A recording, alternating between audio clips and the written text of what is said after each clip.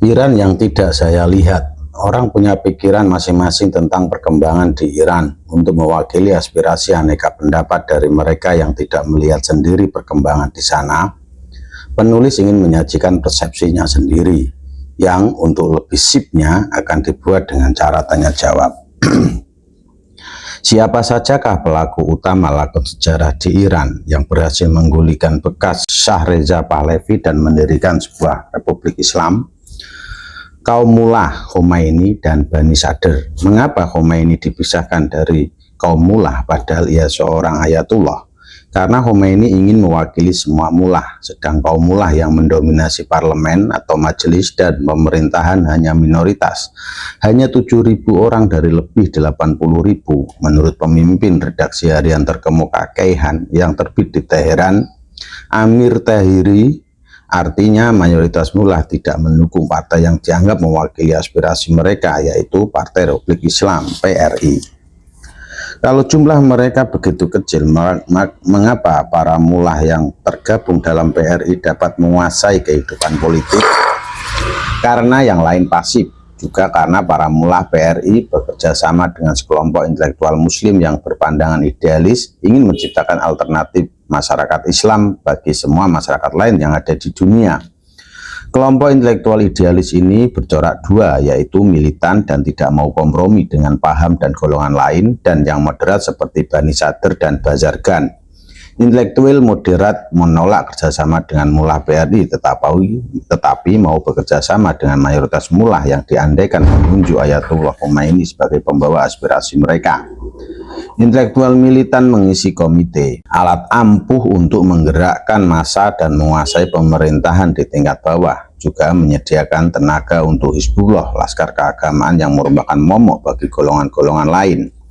Setelah Sekjen PRI Ayatullah Bahesti mati, akan berantakan partai tersebut, dan dengan sendirinya kekuatan kaum mullah minoritas yang serba keras dan militan itu tidak, karena intelektual dan aktivitas di luar mullah akan tetap mendukung mereka. Kebutuhan mereka akan jalur hubungan ke rakyat, dan pemberi legitimasi bagi aspirasi mereka adalah kaum mullah itu.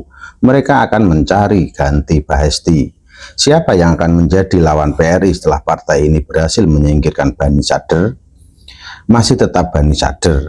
Kalau ia mau menyusun kekuatan, ia adalah simbol yang dibutuhkan untuk mempersatukan kelompok kiri Marxis-Leninis seperti Fedayeen Khalq dan Marxis Muslim seperti Mujahidin Al-Khalq, kelompok nasionalis Demokrat Bazargan Sanjabi, dan intelektual Muslim moderat Yazdi Zadeh Naubari. Akan tetapi kalau ia tidak mau memimpin perjuangan berkepanjangan secara tuntas, tidak hanya melalui tulisan di kolom saja, melainkan dalam bentuk gerakan politik dengan strukturnya sendiri, jelas hanya kaum kiri yang akan memimpin perlawanan. Bazargan tidak ada outdaver untuk itu. Sanjabi hanya punya pengikut di lengan cabang atas. Mengapa Anda mengatakan kalau Bani Sadr? Karena hakikat peranan sejarah Bani Sadr memang masih teka-teki. Benarkah ia hanya seorang kolumnis yang mendapat rezeki jabatan kepresidenan? Tidak efektif sebagai pemimpin gerakan menentang para mullah militan, tidak mampu mengorganisasi kekuatan nasional. Apakah wajah lunak dan bodoh itu sebenarnya menyembunyikan strategi lain? Menghindari konfrontasi politis nonverbal dengan kaum mullah fanatik untuk menjadi agar mayoritas mullah yang tidak memihak PRI tidak turut menentang dan melawan. Presiden yang sengaja menampilkan wajah tidak efektif guna menyusun kekuatan dalam konsolidasi front nasional di luar pemerintahan untuk jangkauan nanti.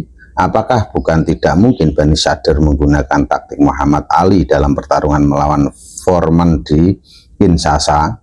Biarkan lawan menguras kekuatan, kita hindari pertarungan. Ya, siapa tahu siapa sebenarnya Bani Sadr di balik wajahnya yang begitu penuh mencerminkan jiwa kolumnis baik-baik saja. Anda malahan berbalik bertanya, kalau benar perkiraan Bani Sadr akan memimpin perlawanan, siapa yang akan mendukungnya? Macam-macam. Kaum intelektual moderat sudah pasti sepenuhnya. Kaum kiri menyediakan tenaga. Kaum profesional sumbangan penting sebagai struktur teknis untuk melawan misi golongan pemerintah. Tetapi Mayoritas kaum mullah sudah tentu menyembunyikan dukungan mereka serapi mungkin. Bukankah tidak pantas kalau sesama mullah sampai berperang? Ada lagi golongan minoritas etnis, budaya, atau seniman dan budayawan dan agama. Kalau bukan Bani Sadr, kaum yang akan tampil menurut perkiraan Anda, bagaimana kans mereka? Cukup baik, bukankah lawannya hanya minoritas? Mereka mengajukan klaim mayoritas, tetapi lambat laun akan ketahuan keduanya. Kalau keadaan ekonomi memburuk, suatu hal yang hampir dipastikan kelompok lain akan mendukung mereka. Buruh, pegawai pemerintah, tani, pedagang, dan seterusnya. Gabungan kiri muslim dan non-muslim akan sangat menarik bagi orang banyak. Tinggal mampukah mereka menciptakan kekuatan nyata, bukan sekedar hipotesis belaka.